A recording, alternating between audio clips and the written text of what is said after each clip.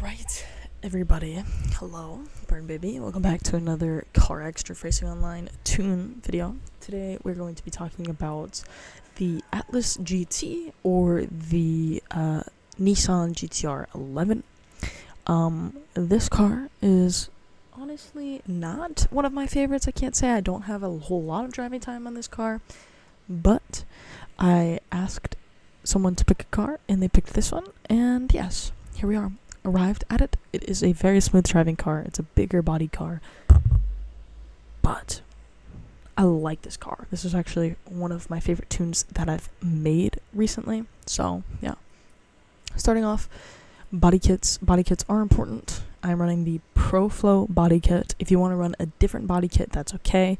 It will affect certain things like wheelbases and things, though. The biggest part, in my opinion, of body kits is the spoiler. If you're going to run one of these huge honking spoilers, it is going to change the way the butt end of the car feels. It's going to make the butt end of the car feel heavier, feel stiffer. It's going to make it feel different, in my opinion. So be aware that if you're trying this tune and you have a huge spoiler on there, it's going to make it feel weird. I promise you this. So, I personally run the stock spoiler. I don't like the big spoilers. I think the stock spoiler is clean and cute. So I personally run the stock spoiler, but you can run whatever you want, but just keep in mind that it may have an effect on the tune. So I just want to make that clear. Obviously, we are running the ultimate kit, and I keep it stock with no swaps. Again, swaps and things like that are personal preference, but I like to keep them no swap for the overall integrity of being able to have console players use it as well. I am a Kino gamer, I am a PC gamer, so obviously I can use Kino swaps, which are an awesome feature, feel amazing when you use them, but you console gamers cannot use them, not as of yet, and they may come soon. But for those of you who cannot, and I don't know when you will, and I don't like to use in-game swaps personally, so I simply stick with the stock engines. It's also a little bit of a challenge to tune with the stock engines, and I just play casually, so it's no big deal. Anyway, and the weight of the car is 1,500. That has to do with specs, just so you know. Anyway, I'm just going to go through kind of like I did, not really talk about anything, and just let you guys see and look at everything. They did some changes recently, like with the front wheel turn stuff. I haven't touched any of that. I haven't really looked into any of it, haven't talked to anybody about it. With a lot of my tunes, you guys are going to see that there's a pattern followed with a couple of things, like the sway bars follow patterns, Ackermans, things like that follow patterns and stay consistent because they'll feel the same on every car.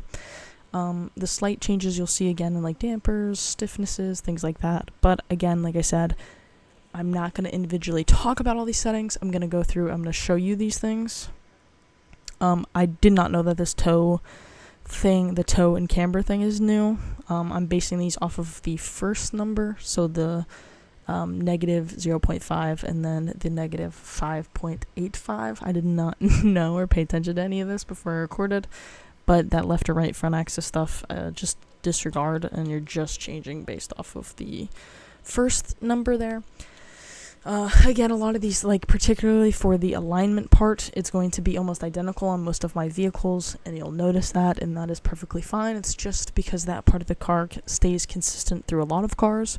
The wheels are always based on spec, and then like tire pressure changes a few things and whatnot. Again, if you guys want an in-depth guide, like trying to explain tuning and stuff, I've learned a lot of tuning from other people, so I'd have to kind of make sure with them that it was okay that I shared that information, but I would make a guide if there had enough people who had interests, but I know a lot of people just find it easier to copy tunes because they play casually and it's just easier to copy tunes. Anyway, we're rocking about 800 horsepower in this car with about 674 pound of torque.